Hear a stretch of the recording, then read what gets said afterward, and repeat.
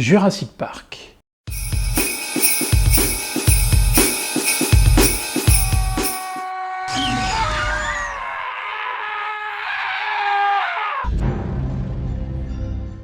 Film américain d'action, aventure et science-fiction sorti en 1993 et réalisé par Steven Spielberg.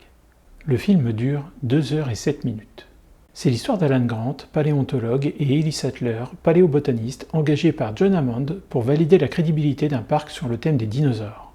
Mais ce qu'ils vont y découvrir va remettre en question leurs croyances et l'utilité de leur propre métier.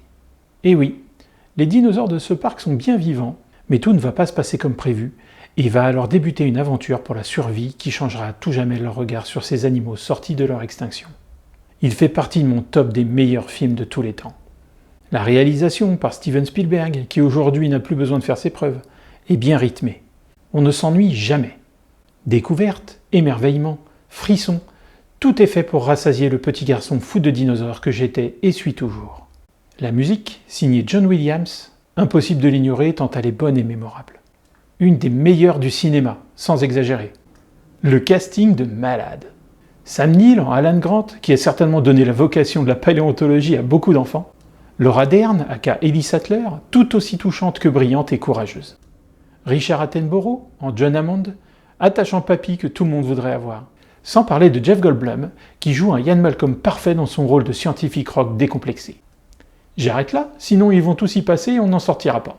Le scénario aussi est fou. L'histoire est passionnante. Suivre tous ces protagonistes dans leurs aventures donne envie d'y être. Notre cœur bat au rythme de leurs péripéties et s'arrête dans les moments de tension. Alors oui, le film a été critiqué parce qu'il ne collait pas au livre. C'est une qualité pour moi. Le livre a beau être excellent, il est quand même très pessimiste sur certains points. Puis c'est l'occasion de le revisiter par la lecture, pour ceux qui ne l'ont pas lu, et découvrir chaque variation de ce chef-d'œuvre. En résumé, vous devez le voir, et si c'est déjà fait, retournez-y. Avec Star Wars, c'est l'une des sagas qui ont fait exploser les ventes de produits dérivés. Et puisqu'on en parle, je vous présente le set numéro 76956. L'évasion du T-Rex. Sorti en avril 2022, au prix de 99 €, il contient 1212 pièces et reprend cette scène marquante du film. Il contient 2 véhicules de visite du film, le légendaire Ford Explorer. Un rêve de gosse, horrible à essayer de recréer en Lego à l'époque, et reproduit assez fidèlement ici. On y trouve aussi 4 mini-figurines. Alan Grant, Ian Malcolm, Lex et Tim Murphy. L'apparence du T-Rex n'est pas ma préférée, mais elle a le mérite d'être intégralement conçue en pièces Lego et elle est quand même bien foutue. Remarquablement articulée avec 24 points d'articulation, sans parler de la scène volumineuse et très détaillée. Les références y sont nombreuses et parfaitement expliquées dans le manuel de montage. Un très beau set, indispensable à tout fan de cette licence. J'espère qu'il vous aura plu. Maintenant, parlons des jeux Jurassic Park. Avec un tel engouement, impossible de ne pas penser à continuer à faire de l'argent sur le dos décidément bien large de nos dinos. On va donc voir défiler des gammes entières de jouets en tout genre. Allez voir Archeo Toys, la vidéo 18 entre autres. Ils en parlent plus en détail. Mais des jeux vidéo aussi sont sortis. Et là, c'est le festival du caca. C'est vraiment un gros tas de merde. Mais au milieu des bouses, on peut quand même dénicher quelques pépites. Ici, on va se concentrer sur une qui a beaucoup compté pour moi. Jurassic Park sur Super Nintendo, sorti en 1993 par Ocean Software. Une révolution pour son époque. Le jeu mêlait exploration en monde ouvert, vue du dessus, et pour l'exploration en intérieur, FPS façon Doom de la même génération. Oui, un mélange improbable mais diablement efficace pour moi. Celui-là m'a fasciné.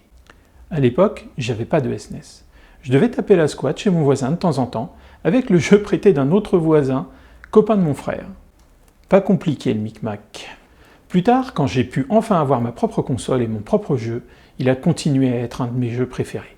J'avais même fabriqué ma propre carte du jeu, à la peinture à l'eau, sur 4 feuilles A4 collées les unes aux autres. Alors oui, le jeu n'est pas parfait, et la fin est nulle.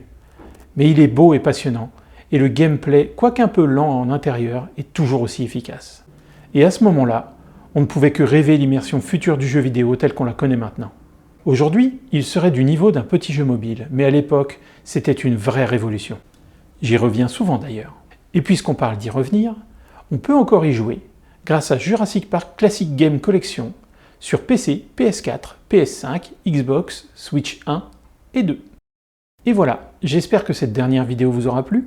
Bonnes vacances à tous et à l'année prochaine. Petit message de fin, pour TikTok, je vais continuer à uploader les anciennes vidéos qui sont déjà sur YouTube, pour que vous puissiez en profiter aussi. À bientôt!